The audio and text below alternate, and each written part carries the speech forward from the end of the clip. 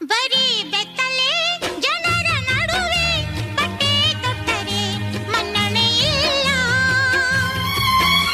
ಮಾನವರೆಲ್ಲ ದಾನವರಾಗಿ ಪ್ರೇಮವ ಕೊಂದರೆ ಶಿಕ್ಷೆಯೇ ಇಲ್ಲ.